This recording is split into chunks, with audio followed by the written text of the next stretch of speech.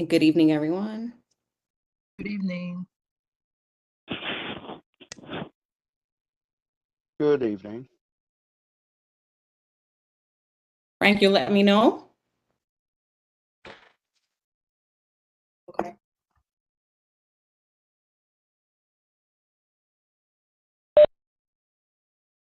Oh my God. Good evening, everyone. Speaker Hasty, Councilmember Riley, we see you. We appreciate it. Thank you.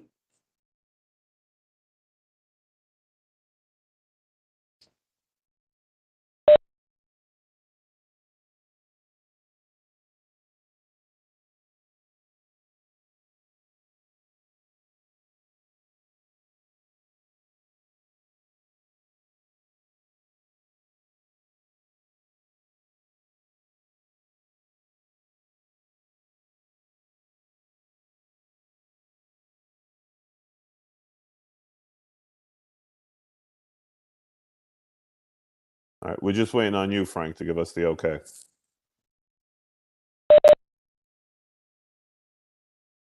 Okay. Thank All right, you. go ahead, Beatrice. You got the floor. This meeting is being recorded.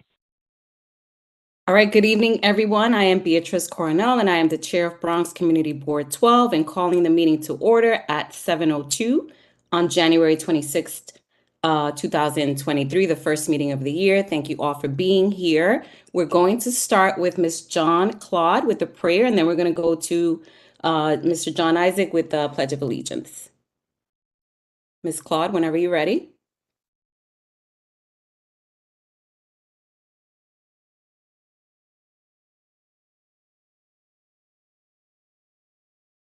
Claude, Can you hear us? I think she could hear us. Okay, Mr. John Isaac, do you want to go first? And then we'll go to Ms. Claude.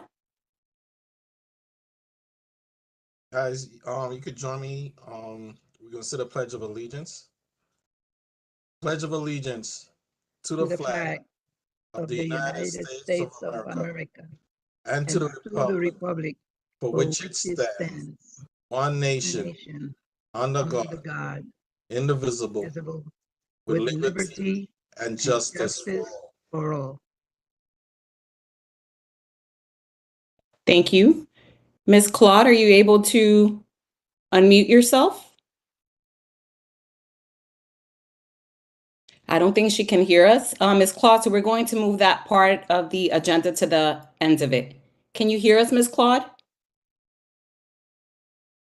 Okay. All right. So we're going to move on with the agenda. Thank you all for being here. And we're going to start, we're going to move the order of the agenda a little bit. I know that we have some representatives here that do have to get going. So we're going to start with Alina. Hi, you guys. So I it's so much happening right here. I'm gonna hang up with you guys. Good evening, and please just keep me updated on what's happening. Keep And us as far as the posted. meeting stuff. Thank you, Alina. And I'll Keep us call George. posted. I'll give you a call in a little bit once I find out what's happening here. All right. All right. Thank you. Bye. Thanks. Thank you. Speaker Hasty, I know you probably don't have too much time either.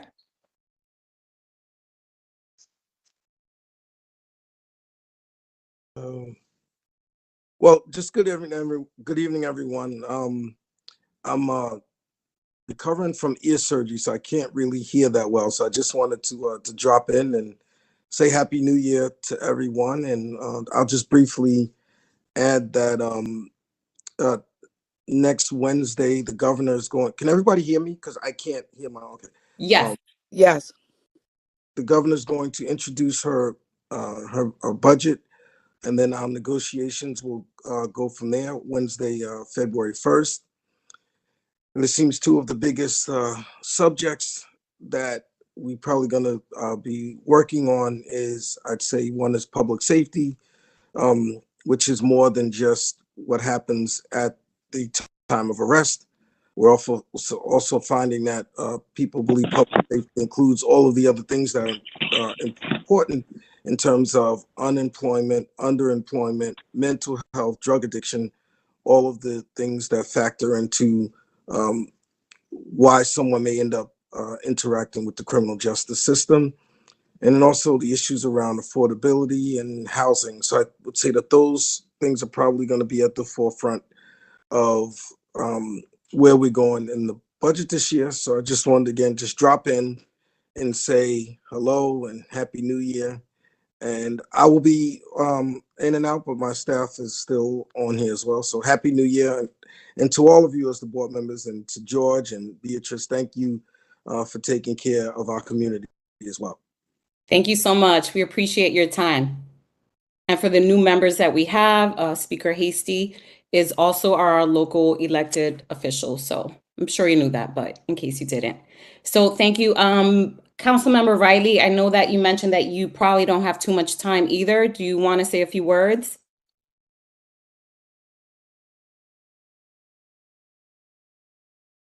No? Are you here? Okay. Okay, so we're gonna continue with our public gallery sessions. And I know that we had a speaker. Do we have anyone for public gallery sessions, community speaks? We have somebody that has their hand raised from the QWPR. Okay.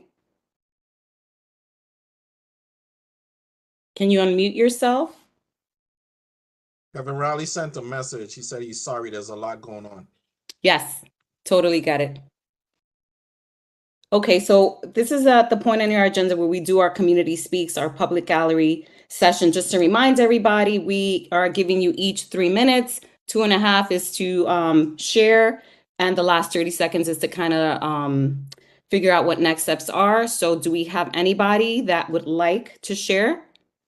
Absolutely. Here. Can you hear me? Okay, you got, yes, QPR. Go ahead. Yes. How you doing? So, good evening, everyone. Happy New Year. My name is Q. Been in the community my entire life, and recently I did outreach to businesses in the area, specifically White Plains Road, to get feedback on the bike lanes and how they're working with their businesses. And a lot of people are upset. I walked for maybe 3, 4, 5 days from Gun Hill Road. I probably got as deep till 238, and then I did the uptown side and the downtown side, and we actually started a petition, and we got about 1,200 signatures, probably more. We're probably at 1,300 or 1,400 signatures now, because a lot of people in the community are upset and disappointed. And one thing that I've learned are that a lot of businesses are suffering. And it's become like an occupational hazard. It's, a safety hazard. Financially, it's hurting us. And, it's just a lot. Coming to White Plains Road to work, I used to love it. Now I actually dread it because of all the congestion. I do know that the community board voted to have these bike lanes. At the same time, I don't think that the community board would have believed the situation would have got this bad.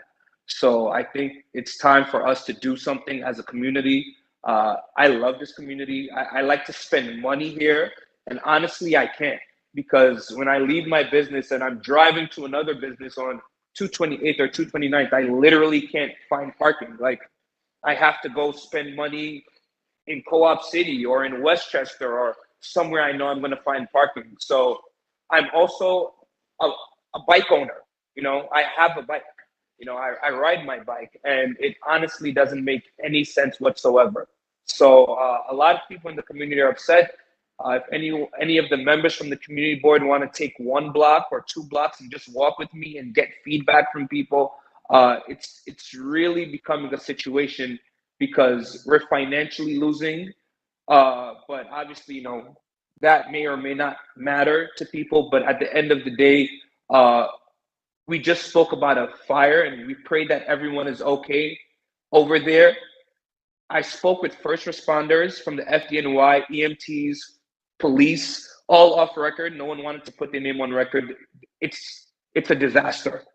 They cannot get through. God forbid there was to be an emergency on White Plains Road, higher than 3 floors up. We don't know what's going to happen. And I mean, the Department of Transportation is going to have to answer for that. The mayor's going to have to answer for that. Everyone on this community board is going Q, to I'm have. sorry to interrupt you, but you have about 10 seconds left. No worries. So yeah, I'm bringing that to the forefront, and I definitely would like assistance from the community board, so we can get more outreach going and to just speak with people and find out what's going on. Thank you so much. I appreciate the time. Thank you, Q. George, any feedback? No, Q came to the community board and dropped off the petitions. Okay.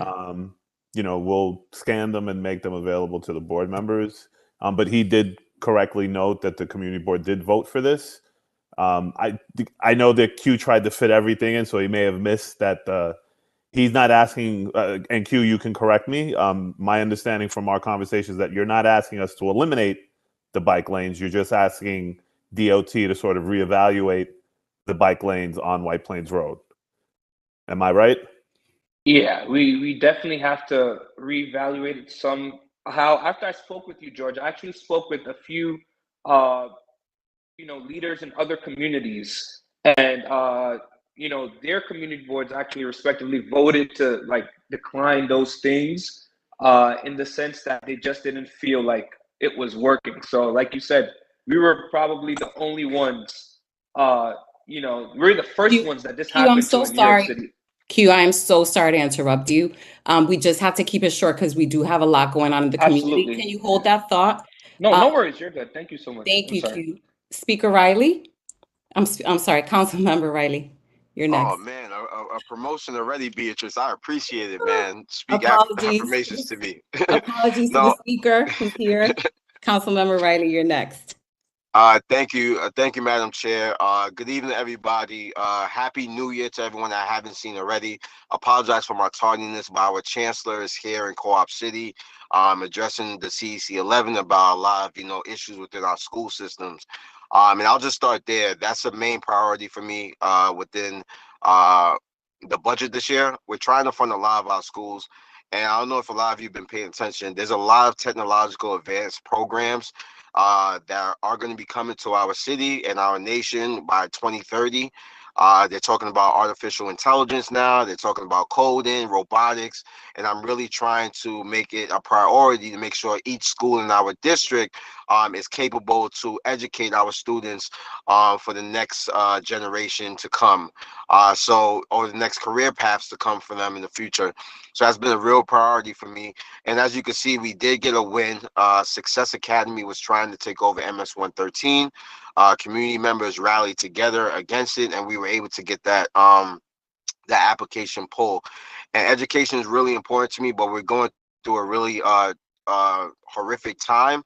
I did speak to Beatrice and George earlier this week and wanted to do more collaborating partnership with the community board, because the community board has different committees such as education and land use.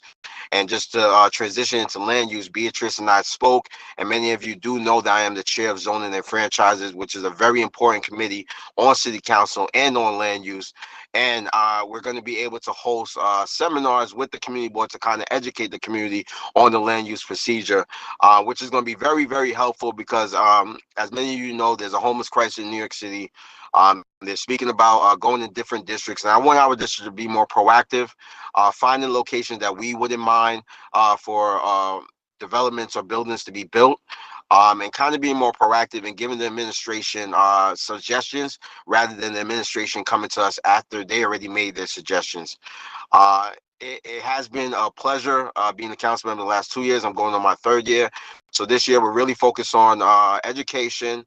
We're really focused on property tax reform. I formed a bipartisan coalition with my Republican colleague from Staten Island, the minority leader Joe Borelli, and the comptroller of New York City, Brad Lander. We went to the mayor about last month before the new year and pleaded with him that when he is discussing with the mayor, with the governor of New York State, that if we can't come up with some form of property tax reform, and we did present a plan that we hope that he would take to the legislators in Albany and figure out some property tax, because unfortunately, when we think of the Wakefield section in the Northeast Bronx, we pay the most property tax in New York City, which is really, really, really, really horrible. You're talking about we're paying more property tax than Park Slope. And those houses over there are really a lot of money. So that's something we really want to focus on this year. Another thing that we want to focus on this year is water resiliency. There was a lot of storms within our community last year that affected a lot of homes within Wakefield and within the Williamsbridge Oldenville section of our district. We held, alongside with Speaker Hasty and Senator Bailey, we held town halls. And Congressmember Bowman, who was representing the area at the time, we held town halls. We had the comptroller give some come over and do a study. We had DEP clean out some of the catch basins, but it's still so much to be done. And the mayor is presenting a plan that he is doing in Parkchester, but we're going to be writing a letter to him soon that he can actually extend that plan to the Northeast Bronx. So we're really focused on education, property tax reform, water resiliency, and just the quality of life within our community. So I'm not going to take up too much time because I know this is the first meeting and you guys have a lot to discuss, but just here and looking forward to collaborating and discussing more with you and Beatrice. I'm looking forward to coming to some committee meetings so we can have some real in-depth conversation and come up with some real solutions on how we could address a lot of issues. And just a small plug, we're having, I know Cynthia's going to say it later, but we're doing a day of service this weekend where we're going to be attacking 4 areas in the district and really doing a day of service, encouraging people to be more civically engaged within the community. Q, who was a brother that came to our office with the petition of the bike lanes, he's a brother that is getting more civically engaged. I'm just happy that he was able to come to the meeting, but we need more input from the community, brothers like him. So truly appreciate it. And Chair Beatrice, thank you so much. George, thank you so much for the hard work you're doing. And thank you. I'm actually going to step back into this event. So Cynthia will take any questions and we'll definitely get any answers to you if she's not able to answer. Thank you, everyone. Thank you, Councilmember Riley, for being here and for your time. We look forward to collaborating. Q, just apologies. I didn't mean to interrupt, but definitely take that to committee. I know that you're exchanging information with Chair of the Transportation Committee, John Isaac. Thank you, Q. We're going to move on to the next speaker. I know that we had Pedro Gonzalez with Bronx Health that wanted to talk. Hi, good evening, everyone. I'm Pedro Gonzalez from Bronx Community Health Network. I'm a head educator at Bronx Community Health Network, BCHN. And thank you to Ms. Green for this opportunity to speak in this community board. So thank you. Our interest today is to introduce BCHN to the community, because BCHN was founded in 1996, and we have been implementing programs and services to the community, to the Bronx community, and now we are opening a new health center that will be operating by mid-September this year, and the new center will be located at 6337 White Plains Road.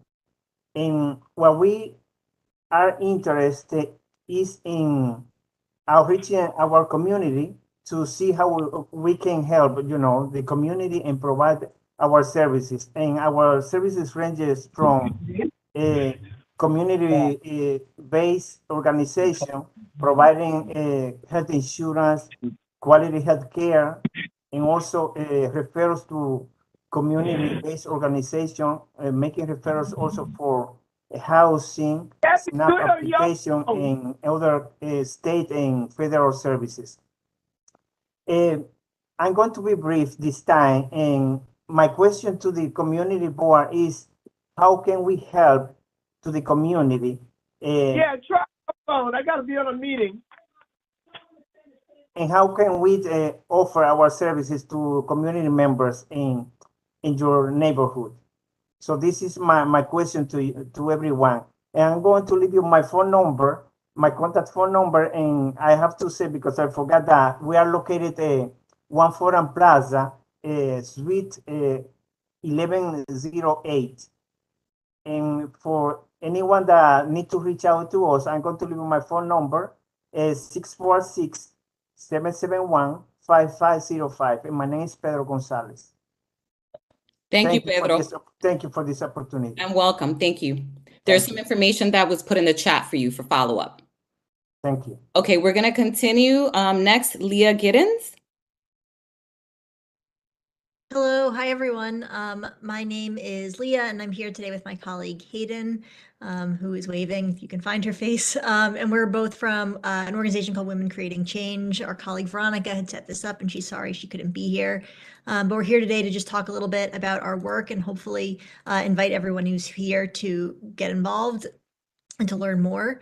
Our focus at Women Creating Change is to make civic engagement more equitable and to increase specifically civic participation among New York City women who have experienced the most systemic exclusion from these spaces, which we do through different education and action opportunities, policy advocacy, and then community building and different partnerships with the ultimate goal of creating a more just and equitable New York.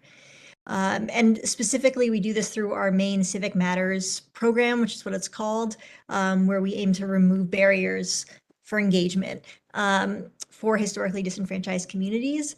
So we're really focused on creating safe spaces for women in particular, but we also have broader events where we welcome everybody to attend. And through our Civic Matters program, we have a workshop series. We offer a number of different free workshops and trainings on topics like advocacy, participatory budgeting, knowing your rights. We also are in the process of creating a civic resource hub, which will be an online website aimed to be kind of a one-stop shop for civic engagement. And now I'll pass it over to Hayden to talk a little bit more. You have 45 seconds left. Thank you. Great. So we design our workshops based on the feedback from our participants. And so the relevance to you guys, and we've been speaking to other community boards as well, is that we can customize curriculum to your needs. And we, with the overall goal of being really a resource for you all to increase civic engagement amongst women and build a network of people who are seeking to create change in their communities. So we do custom trainings, we have free workshops, and we really just want to help amplify and strengthen all of you on your own projects that you're working on individually as well. So as best as we can be supportive, that's our main goal.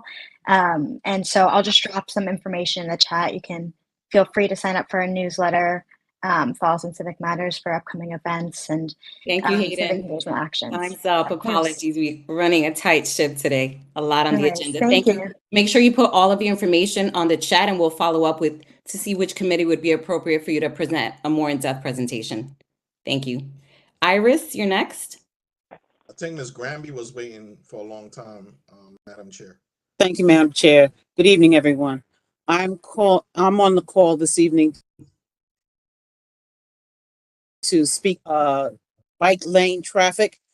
As a business owner for over 39 years on White Plains Road, we've seen our community develop for the better.